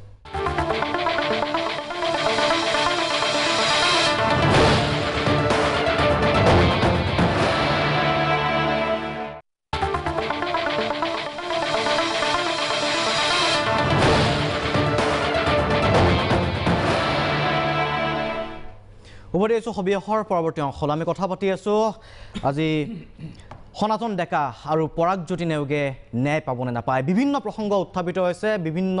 দাবী উত্থাপিত হৈছে সেই অঞ্চলসমূহলৈ লৈ গৈছোঁ আমি ছ'চিয়েল মিডিয়াৰ প্লেটফৰ্মখনৰ কথাও আমি উল্লেখ কৰিছোঁ যে আচলতে কি চলি আছে কিন্তু আচলতে ন্যায়ৰ যে দাবী সকলোৱে উত্থাপন কৰিছে সেয়া স্বাভাৱিক আৰু সমান্তৰালভাৱে এই লকডাউনৰ সময়ছোৱাত কি ধৰণৰ সমস্যাৰ সৃষ্টি হৈছে কি ধৰণৰ শ্ৰমিকৰ ওপৰত আজি নিৰ্যাতন চলিছে বা আজি কি ধৰণে সেইসকল লোক দুৰ্ভগীয়া হৈ পৰিছে তাৰো ছবি প্ৰকাশ পাইছে মানসৰ ডাঙৰীয়া আপোনাৰ ওচৰলৈকে আহিব বিচাৰিছোঁ যিহেতু ন্যায়ৰ প্ৰসংগ আহে আজি মই পুনৰবাৰ আপোনাক সেই প্ৰসংগটো উত্থাপন কৰিব বিচাৰিছোঁ বহুতে এই কথাটো সোধে আচলতে যে দীঘলীয়া তালিকা এখন আপুনি দেখা পাইছে ৰূপজ্যোতি কুৰ্মী ডাঙৰীয়ায়ো এখন তালিকা দিছে বা আজি ছ'চিয়েল মিডিয়াতো সেইসমূহ ব্যক্তিৰ নাম উচ্চাৰিত হৈছে যিসকলৰ সংবাদ মাধ্যমৰ শিৰোনামত আছিল চৰ্চা চলিছিল কিন্তু আজি দীঘলীয়াকৈ ন্যায়ৰ অপেক্ষাত ৰৈ আছে ন্যায় পোৱা নাই এই ধৰণেও কোৱা হৈছে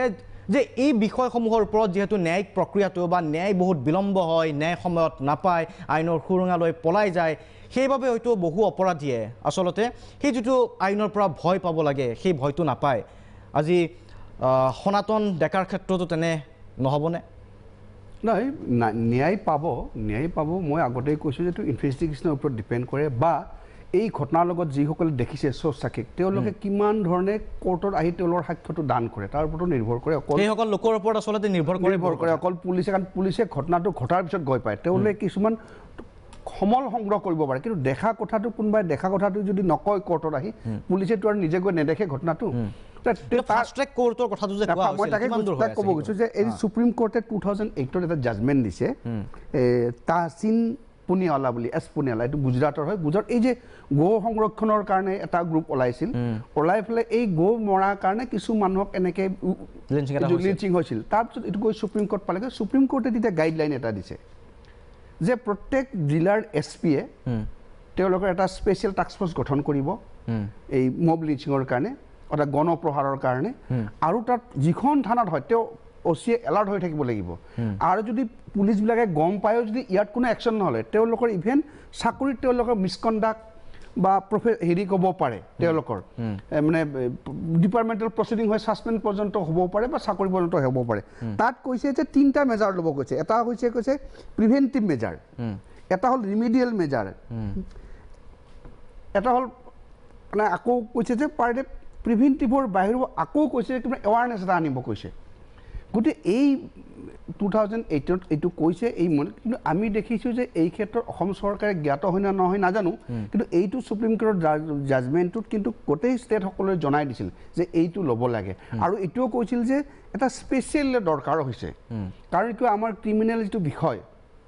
অৰ্থাৎ ন্যায় বিষয়টো মানে কনকাৰেণ্ট লিষ্টত আছে ভাৰতীয় সংবিধানৰ এতিয়া কনকাৰেণ্ট লিষ্টত থাকিলে ষ্টেটো ল বনাব পাৰে চেণ্ট্ৰেল গভৰ্ণমেণ্টো পাৰে যদি ষ্টেটে ল বনায় যদি চেণ্ট্ৰেল ল বনায় যদি চেণ্ট্ৰেলৰ লটোৰ কণ্ট্ৰাডিক্টৰী হয় তেতিয়া চেণ্ট্ৰেল লটো প্ৰিভেইল থাকিব যেনেকৈ আমাৰ 2005ত জেনেৰেলি নৰ্থ ইষ্টাৰ্ণ ৰিজনৰ বিশেষকৈ অসমত উইজাণ্টিংটো আপোনালোকে জানে যে আজি বহু বছৰ ধৰি এটা উইজাণ্টিঙৰ এটা প্ৰব্লেম বহুতে বহুত মানুহক নিৰীহভাৱে হত্যা কৰিলে আৰু এই উইজাণ্টিঙৰ লটো আমাৰ ষ্টেটে বনাইছে আৰু এটা গুৱাহাটী হাইকোৰ্টত সুপ্ৰিম কোৰ্ট এটা PI লৈছিল আৰু তাৰ ভিত্তিত গুৱাহাটী হাইকোৰ্টে ষ্টেটক ডিৰেকশ্যন দিয়ে 2005ত এখন Assam witch hunting prevention protection and rehabilitation বুলি এটা আইন বনাইছে তো এই ধৰণৰ আমিও ভাবোঁ যে এই মব লিঞ্চিঙৰ ক্ষেত্ৰত যদি অন্য ভাৰতৰ অন্য ৰাজ্যত কেনেকৈ ধৰণে মব লিঞ্চিং হৈছে নাজানো বম্বেত 2 এটা হৈছে কিন্তু বা গুজৰাটত 2 এটা হৈছে বাকী ৰেষ্ট অফ দ্য কাণ্ট্ৰিৰ কথা ইমান নটিছত অহা নাই কিন্তু অসমত দেখিছোঁ আজি বিগত যদি আমি ভাবোঁ লাষ্ট 10 ইয়াৰ্ছ মানুহৰ অসহিষ্ণুতা বা মানুহে গণপ্ৰহাৰটো বাঢ়িছে কিন্তু তাৰ আগতে মই এটা সেইটো যোৱাতে এটা কথা কৈ লওঁ কাৰণ আমাৰ ৰূপজ্যোতি কুৰ্মীয়েও এটা কথা কৈছে আপুনিও কৈছে আমাৰ ৰাজদিনেও কৈছে যে যিটো আমাৰ সাম্প্ৰদায়িক কালাৰ মই কিন্তু সেইটো পনচতে নুই কৰোঁ এইকাৰণে নুই কৰোঁ এখন গাঁৱত যেতিয়া এখন গাঁৱত এটা ঘটনা হয় জেনেৰেলি য'ত যিখন গাঁৱত যিটো সম্প্ৰদায়ৰ বসতি বেছি থাকে তেওঁলোকে এটা ডমিনেটিং হেৰি লয় চবতে লয় লোকেল দাদা বুলি আজি গুৱাহাটীত মই অলপ জোৰে কম অন্য ঠাইতকৈ সেইটো থাকে কিন্তু এই যে আজি হাজত যিখন গাঁৱত ঘটনাটো হৈছে তাত যেহেতু অন্য মানুহ নাই গোটেই মুছলিম সম্প্ৰদায়ৰ বা ইছলাম ধৰ্মীয় তেওঁলোকে আহিছে তেওঁলোকেতো মাৰা পিটা কৰিব it does not mean that এইটো হিন্দু মুছলিমৰ এটা সংঘৰ্ষ হৈছে বা তেনেকুৱা কালাৰ কৰিব নালাগে আজি কাৰ্বি আংলঙত 2টা লিঞ্চিং হৈছে তাত দেখা গৈছে যে কাৰ্বি মোটামুটি গোটেই জিলাখনতে কাৰ্বি মানুহৰ প্ৰভুত্ব চলে মই কোৱা নাই তেওঁলোকে কিবা অসৎ কিবা এনেকুৱা দাদাগিৰি কৰে এইটো কোৱা নাই গোটেই ঘটনা এটা ঘটোতে আজি যদি আপুনি হিৰিত চাই অভিজিত নীলৰটো চাই তাত গোটেই কাৰ্বি আৰু বড়ো মানুহ বেলেগ এঘৰ মানে বেলেগ সম্প্ৰদায়ৰ মানুহ নাই ধৰ্মৰ কথা কোৱা নাই সম্প্ৰদায় আহিছে গতিকে তেনেকুৱা এটা কথা সেইখিনি মানুহ ইনভলভ হোৱাটো স্বাভাৱিক it does not mean that Karbi আৰু অসমীয়াৰ সংঘাত হৈছে আজি যদি আপুনি এইটো এই নেওগৰ কথাটো কয় যদি সেই এৰিয়াখিনি আমাৰ 3 টাইপ মানুহৰ বসতি প্ৰধান ই হয়তো দোকানখন দিব গৈছিল হয়তো তেওঁলোকে ভাবিছে যে এই আমাৰ এই বসতিত এই মানুহজন অহাটো আমাৰ কাম্য নহয় তেতিয়া এই হয়তো এজন গুণ্ডা প্ৰকৃতিৰ বা এনে অসহিষ্ণু মানুহ থাকিব পাৰে তেওঁ এটা লিডাৰ গোটেই কমিউনিটিটোক আপুনি দোষাৰোপ কৰিব নোৱাৰে সেইকাৰণে এই কথাটো আমি আমাৰ আগতো বহুতে কৈছে যে আমি মানে হিন্দু মুছলিম প্ৰভেদ আনাৰ কোনোবাই আনিব পাৰে সেইটো আমি ভাবিব নালাগে আচ্ছা গোটেই অন্য এই আচল কথাটো লৈ আহিছোঁ এতিয়া কথাটো হ'ল ফাষ্ট ট্ৰেক আদালতসমূহৰ যোগেদি এই বিচাৰ প্ৰক্ৰিয়াটো সম্পৰ্কে কৈছে যে এই সুপ্ৰিম কোৰ্টৰ জাজমেণ্টত কৈছে যে পৰাপক্ষত ঘটনা হোৱাৰ পৰা ইমিডিয়েট চাৰ্জশ্বিট দি যিটোত অভিজিত নীলত চৰকাৰে অন্ততঃ মই এইটো কেছত দেখিছোঁ যে চাৰ্জশ্বিটখন উইদিন দ্য ষ্টেটুটৰী পিৰিয়ড মানে দাখিল কৰিছিল আৰু ইয়াত কৈছে পাৰিলে উইদিন 6 মান্থছ ট্ৰায়েল প্ৰক্ৰিয়াটো সমাপন কৰিব কৈছে আজি যিটো আপুনি কৈছে যে নেওগৰ বা ডেকাৰ কথাটো তেওঁলোকৰ ধৰক 22 তাৰিখ ঘটিছে যোৱাকালি ঘটিছে তেওঁলোকক আমি ধৰক উইদিন 90 ডেজৰ ভিতৰত চাৰ্জশ্বিট দিব লাগে 90 ডেজৰ পৰৱৰ্তী পৰ্যায়তে যদি ডে টু ডে কৈছে যে ডে টু ডে পাৰিলে ডে টু ডে ল'ব দিছে লৈ উইদিন 6 মান্থ পাৰিলে এইটো কোৱা নাই যে 6 মান্থত সমাপন নহ'ব পাৰে কিন্তু এটা মানে এটা টাইম গেপ দি দিছে যে ইমান ভিতৰত কৰিলে ভাল কাৰণ তাত কিয় হৈ থাকে এনেকুৱা ধৰণৰ মুভ লিঞ্চিঙৰ ক্ষেত্ৰত কিয় হয় ইয়াত দেখে কোন ক'ৰ পৰা আহি কেনেকৈ আহি এজন মানুহে মাৰি আছে এজন কোনো কাৰণ নাজানে সিওকো ওপৰতে এটা বক্সিং বা এটা বচা মাৰি দিয়ে গতিকে তেতিয়া কি হয় মানুহবিলাক যেতিয়া বহু পুৰণা হৈ যায় মানুহ স্মৃতিৰ পৰা নোহোৱা হৈ যায় মানুহক আইডেণ্টিফাই কৰিব নোৱাৰে কেতিয়াবা কোনো মানুহে কোনো সাক্ষীক ধৰক মানে হৈছে নে বাস্তৱত হৈছে নে ছমাহৰ ভিতৰত হৈছে নে বাস্তৱত ট্ৰেল সম্ভৱ দীঘলীয়া হৈ প্ৰক্ৰিয়া গৈ আছে অভিজিত নীলৰ ঘটনাটো ময়ো মৰ্মাহত ময়ো দুখ পাইছোঁ দোষী শাস্তি পোৱাটো ময়ো বিচাৰিছোঁ এটা আইনী প্ৰক্ৰিয়াৰ ভিতৰত শাস্তি হ'বলৈ মই যিটো ক'বলৈ গৈছোঁ আজি যিটো তাত যদি এই চাইকেল আৰু মটৰচাইকেলৰ খুন্দাত যদি এই ডেকাই যদি খুন্দিলেহেঁতেন তেওঁ হয়তো এখন সামাজিকভাৱে বিচাৰ বহি তেওঁৰ পৰা যদি কিবা ক্ষয় ক্ষতি হৈছে তাৰ কাৰণে অত সামাজিকভাৱে বহি তাক ক'ৰবাত নতুন থানাত যাব পাৰিলেহেঁতেন কিন্তু এই যে হাতত আইন তুলি ল'লে এইটো কিন্তু একেবাৰে বেয়া কথা আৰু মই এইটোও আহ্বান জনাইছোঁ মানুহক আজিও মই দেখিছোঁ এতিয়া ইভেন এয়া নহয় পুলিচেও কেতিয়াবা হাতত আইন তুলি লয় এইটো নহয় যে সমন মানে পুলিচেও কেতিয়াবা উদাহৰণ হয় তেওঁলোকে বেয়া পাব নালাগে এই ক'ভিড বন্ধৰ সময়ত মই দেখিছোঁ পুলিচসকলে যিসকল মানুহে ক্ৰাইম কৰিছে নেকি এনেকৈ ধৰণৰ মানুহক যদি কিবা চিভিল ল ভায়লেট কৰিছে ক্ৰাইম কৰা নাই সন্ধিয়া ওলাব নালাগে ওলাইছে মটৰচাইকেলে হেলমেট নিপিন্ধাকৈ ওলাইছে তাৰ কাৰণে ইমান মাৰিব নালাগে গতিকে আল্টিমেটলি আমি এটা মুদ্ৰাৰ পিঠি নিচিনা আমি এডভকেটসকলে জুডিচিয়াৰী পুলিচে বা যিসকল পলিটিকেল মানে ৰিফৰ্মাৰ আছে বা সমাজত তেওঁলোকে এটা ধুনীয়া ধুনীয়া বক্তব্যৰে সমাজ ৰিফৰ্মাৰ তেওঁলোকে যদি আইনটো ব্ৰেক কৰোঁ আজি মোৰ নিচিনা এডভকেট এজনে যে আইনটো ব্ৰেক কৰোঁ মানুহে ভাবোঁ যে মানৱ শ্ৰেণীয়ে এনেকুৱা কৰে আমি কোন গতিকে এই ক্ষেত্ৰত পুলিচসকলেও যিটো মেছেজৰ কথা কৈছে আপুনি এই মেছেজটো যে দেখি থাকে দেখাৰ পিছত কিন্তু মানসিকভাৱে প্ৰভাৱিত হয় সকলোকে আইন ভঙাৰ ক্ষেত্ৰত ঠিক আছে মানৱ জামা আহিব আপোনাৰ ওচৰলৈ ইন ৰেচপেক্ট অফ পুলিচ বা কমন মানুহৰ ক্ষেত্ৰত এইটো দেখা যায় যে মানুহে অসহিষ্ণু বেছি হৈছে আৰু এতিয়া মানুহৰ এনেকুৱা হৈছে ছ'চিয়েল মিডিয়াত কেতিয়াবা আধিপত্য ল'বৰ কাৰণে আপুনি দেখিব এই যে পুলিচে কৈছে যে কেতিয়াবা নিজকে বিৰত পেলাই মই অমুকক মাৰিলে মই অমুকটো কৰিলোঁ তো এইবিলাকো দেখা যায় গতিকে এই ক্ষেত্ৰত যেতিয়া পুলিচ প্ৰশাসনে যথেষ্টভাৱে তেওঁলোকৰ যদি আইনৰ গণ্ডিৰ ভিতৰতে এই মানুহসকলক আন্দোলনী মানুহসকলক যদি তেওঁলোকে আয়ত্তত আনিব বিচাৰে তেওঁলোকক তেতিয়াহ'লে কিছু পৰিমাণে হয়তো এই ধৰণৰ অপৰাধটো হ'ব পাৰে মই দেৰাজৰ ওচৰলৈকে আহিব বিচাৰিছোঁ ধন্যবাদ মনোজ দা মই দেৰাজৰ ওচৰলৈকে এটা আহ্বান জনাওঁ যে যদি চৰকাৰে ভাবে আৰু এতিয়া সময় উপযোগী হৈছে সুপ্ৰিম কোৰ্টৰ ডিৰেকশ্যন এটা আছে যেতিয়া চৰকাৰে ভাবিলে এটা মব লিঞ্চিঙৰ এটা গণপ্ৰহাৰৰ ভিতৰত যেনেকৈ আমাৰ উইজান্টিঙৰ ওপৰত এটা আইন বনাইছে চৰকাৰে গণপ্ৰহাৰৰ ওপৰত বনাব পাৰে আইন বনাব পাৰে ৰাজ্য চৰকাৰৰ ঠিক আছে ধন্যবাদ খুব সুন্দৰকৈ কৈছে আচলতে ৰাজ্য চৰকাৰে যদি বিচাৰে যিহেতু এই ধৰণৰ ঘটনা বৃদ্ধি হৈ গৈ আছে প্ৰতিদিনে আইন এখন প্ৰণয়ন কৰিব পাৰে আৰু সেই আইনৰ আওতাত তেতিয়া পৃথককৈ আহিব বিষয়সমূহ দেৰাজ পুনৰ তোমাৰ ওচৰলৈকে আহিছোঁ বিভিন্ন প্ৰসংগ আমি উত্থাপন কৰিছোঁ যি নহওক ন্যায় লাগে তাত কোনো দ্বিমত নাই সকলোৱে এই হত্যাৰ গৰিহণা দিছে তাত কোনো দ্বিমত নাই আজি লকডাউনৰ সময়ত মানুহৰ আৰ্থসামাজিক দিশটো কোন দিশে গৈছে সেই ছবিও স্পষ্ট হৈ আহিছে তাতো কোনো দ্বিমত নাই সমান্তৰালভাৱে এই কথাটো আমি যিহেতু কৈছিলোঁ প্ৰথমতে মুকলিকৈ আমি কিছু কথা পাতিছিলোঁ স্পষ্টকৈ পাতিছিলোঁ গতিকে সেই সম্পৰ্কে কিবা ক'বা নেকি নিজৰ ফালৰ পৰা আত্মবিশ্লেষণৰ কৰবাত নহয় কৰবাত আমাৰ প্ৰয়োজন আছে চাৰিটা কথা মই ক'বই লাগিব চমুকৈ হ'লেও মই চাৰিটা কথা ক'ব লাগিব প্ৰথম কথাটো হৈছে কোনো এটুকুৰা ঠাইত তাত যদি কিবা এটা বিক্ষিপ্ত ঘটনা হয় তাৰ বাবে সেই গোটেই ঠাই টুকুৰাৰ মানুহখিনিক আমি দোষী বুলি ক'লে ভুল হ'ব কাৰণ এই ঘটনাটো যদি আপুনি চাই হাজোৰ সেই ঘটনাটোত দুগৰাকী ব্যক্তিয়ে যদি কামটোত ইনভলভ আছিল কিন্তু গাঁৱৰ বহুখিনি মানুহ আহি কিন্তু মানুহজনক হস্পিটাললৈকে লৈ গৈছিল গতিকে দুগৰাকী বেয়া মানুহৰ বাবে 50 গৰাকী 60 গৰাকী মানুহে যিয়ে বা তেওঁলোকে উদ্যোগটো লৈছিল তেওঁলোকক আপোনালোকে বেয়া বুলি ক'বলৈ নোৱাৰে গতিকে আজি কেইদিনমান আগতে আমি দেখিছিলোঁ যে কবৰৰ পৰা উলিয়াই আনি এগৰাকী মৃত্যুবৰণ কৰা নাৰী এগৰাকীক বেলেগ ধৰ্মৰ মানুহ এজনে তেওঁক ৰেপ কৰিছিল বা যৌন অতিশয্য চলাবলৈ চেষ্টা কৰিছিল সেই বুলি আমি ক'ব নোৱাৰো যে সেই গোটেই ধৰ্মটোৰ মানুহখিনি বেয়া বা সেই ঠাইখিনিৰ গোটেই মানুহখিনি বেয়া বা সেই ঠাইটুকুৰা আৰু সেই দুজন ব্যক্তিয়ে কৰা কামটোৰ কাৰণে ক'ব নোৱাৰে যে সেই ঠাইটুকুৰাৰ মানুহখিনিয়ে বেয়া বা সেই ধৰ্মৰ মানুহখিনিয়ে বেয়া কাৰণ মই এইটো ক'লোঁ যে গোটেই তাত দুজন মানুহে বেয়া কৰিলে কিন্তু 10জন মানুহে মানুহজনক হস্পিটাললৈকে লৈ আহিছিল মানুহজনক বচাবলৈ অপ্ৰাণ চেষ্টা চলাইছিল দ্বিতীয় কথা দুটা ঘটনাৰ পৰাগজ্যোতি নেওগৰ ঘটনাটোত যদিও ভিডিঅ' ক্লিপ অহা নাই তথাপিতো পৰাগজ্যোতি নেওগৰ ঘটনাটো কিন্তু অলপ ঘটনা নহয় কাৰণ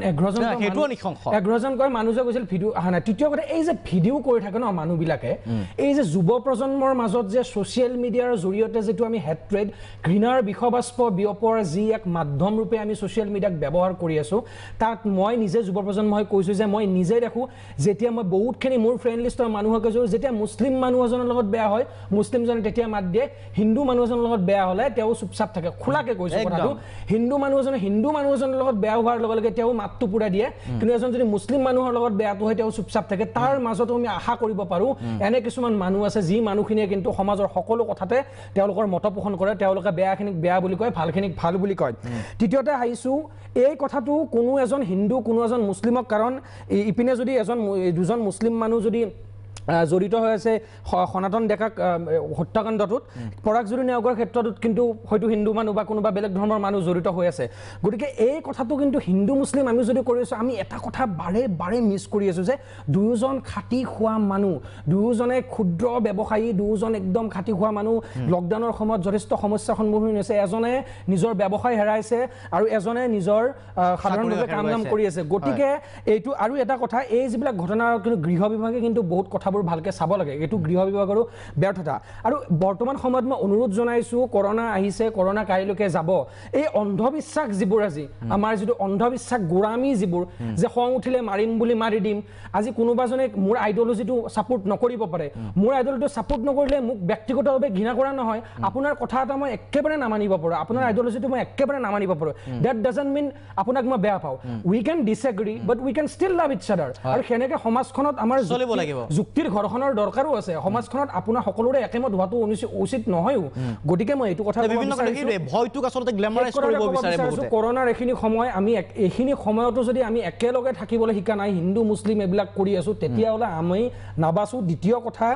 এই কৰোনা কাইলৈকে গুচি যাব সমাজত বিভিন্ন দিশ আহিব এই হিন্দু মুছলিম কৰি থকা কিবোৰ মানুহে কৰি আছে গম পাই নে যিবোৰ হাতত স্মাৰ্টফোন আছে ৰাতি খাবলৈকে কোনো টেনচন নাই ৰাতিৰ ভাত খাজ পাব কিন্তু যিখিনি মানুহে খাবলৈকে তেওঁলোকৰ প্ৰব্লেম আছে সেই মানুহখিনি পৰিয়ালটোৰ মাজত এজ সমস্যা আছে ধন্যবাদ জ্ঞাপন কৰিছো সময় আৰু মোৰ নাই আৰু গুৰুত্বপূৰ্ণ প্ৰসংগ আছিলে বিষয় আছিলে স্পৰ্শকাতৰ মই আমাৰ ষ্টুডিঅ'ৰ মজিয়াত থকা আটাইগৰাকী ব্যক্তিক ধন্যবাদ জ্ঞাপন কৰিছো ৰূপজ্যোতি কুৰ্মী ডাঙৰীয়াক ধন্যবাদ জ্ঞাপন কৰিছো আজি আলোচনাত যিসকলে অংশ লৈছে সকলক ধন্যবাদ জ্ঞাপন কৰিছো পুনৰবাৰ কৈছো স্পৰ্শকাতৰ বিষয় আছিলে স্পৰ্শকাতৰ বিষয়টোক লৈ ছ'চিয়েল মিডিয়াটো সাম্প্ৰদায়িক মতামত চলা বুলি বিভিন্ন মহলে অভিযোগ উত্থাপন কৰিছে আৰক্ষী সঞ্চালক প্ৰধানগৰাকীয়ে ক'বলগীয়া হৈছে যে CIDয়ে নজৰত ৰাখিছে ছ'চিয়েল মিডিয়াক গৰিহণাৰ যোগ্য যি ঘটনা সংঘটিত হৈছে ন্যায় পাবলগীয়া সনাতন ডেকাই ন্যায়িক ব্যৱস্থাৰ ওপৰত বিশ্বাস ৰখাটোত বাহিৰে এই মুহূৰ্তত কিন্তু বিকল্প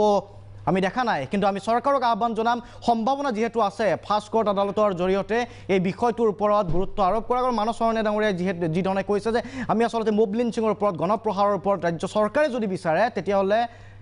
অইন এখন আইন সম্ভৱতঃ হ'ব পাৰে কিন্তু সমান্তৰালভাৱে শান্তি সম্প্ৰীতি বজাই ৰখাটো লকডাউনৰ সময়ত মানৱতাৰ ধৰ্ম আজিৰ সবিয়াহৰ পৰা শান্তনু মহন্ত বিদায় লৈছোঁ ধন্যবাদ